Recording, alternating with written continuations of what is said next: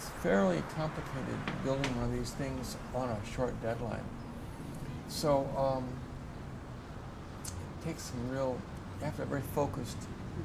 The opening of the exhibition is on the 5th of June, but there's lots to do. The show that I'm working for is, the title of the show is called All That Falls. And the curator explained to me, various approaches to the idea, or what it meant to her.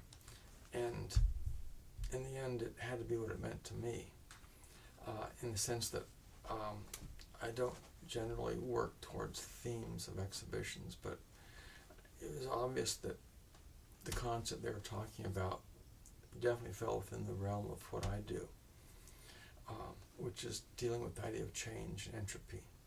It's an ongoing interest of mine since I was a little kid. And it still holds a lot of interest for me, the way things start out in one state and then in another state.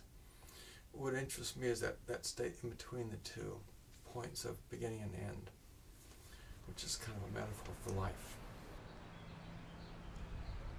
Everything changes. There's nothing static in the universe, basically.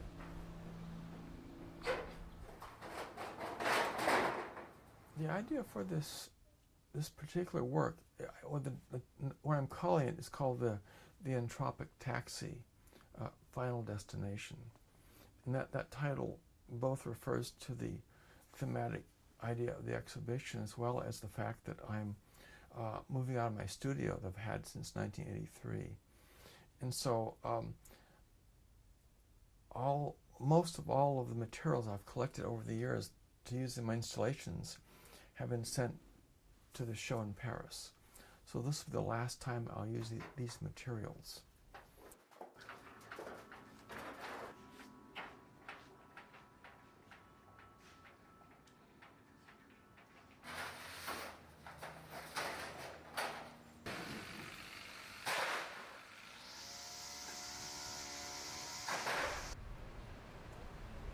So it's kind of a swan song for all these 40 years of collecting things.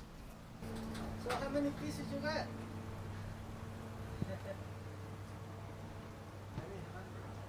No idea. Many hundreds, yeah. I want to make something special out of it, something that people will remember, hopefully. So it's kind of a completion of this cycle of discovery, stewardship, keeping the products for many years, and then releasing them at the end of that time. That's very cool. There it is.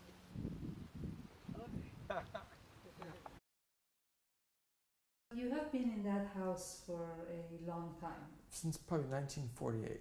So it's about 3 generations in the same place, which is unusual for California, especially Los Angeles. So yeah, I was living there when Truman was president. Oh yeah, and saw Los Angeles go through a lot of changes over the last 60 years. But I've always had that as my kind of global base, and that's going to change very soon. It is changing, and so I'm saying goodbye to all that part of my history and past.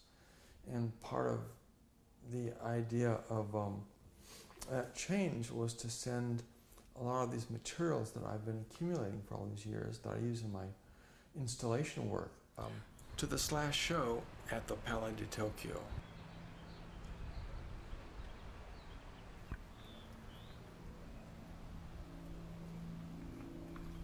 It was either I put them into a landfill or I make one last art piece out of them. And obviously, I'd rather make art than throw things in a landfill. But the work won't be coming back from Paris. It'll stay there. So it'll probably be recycled there.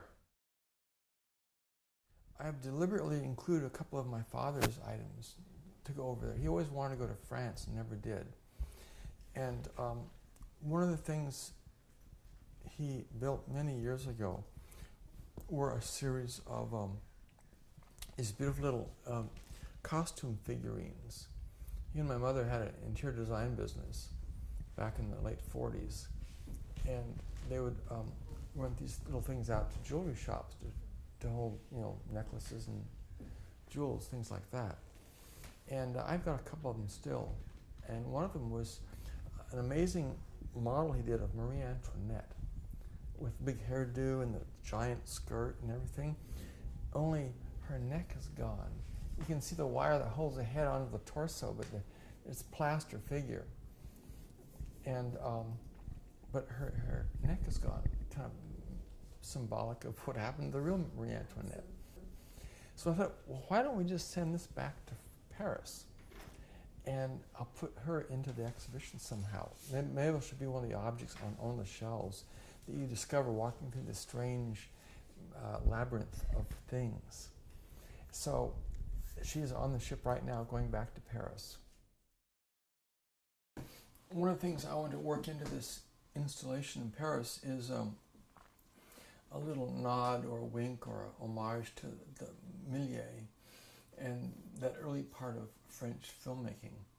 And I'm thinking about that classic Journey to the Moon, where he had the actor with the kind of a pie custard kind of surround, and he gets hit in the eye with the spaceship.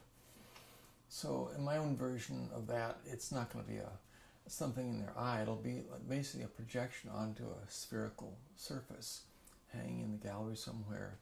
Maybe a series of close-ups of human faces. So I'm morphed maybe into some more unusual kind of texture. Not sure yet. It's in the back of my mind, but I haven't resolved it yet. But it'll appear somehow. I think that's part of what I like about it is the unknown factor of being able to having to problem solve on a moment-by-moment basis and end up with something that actually works at the very end. Yeah, I think I like that randomness. Mm-hmm. It's kind of it keeps the adrenaline flowing. This is planned to a point, and then at one point you jump off the cliff in a swan dive into who knows what.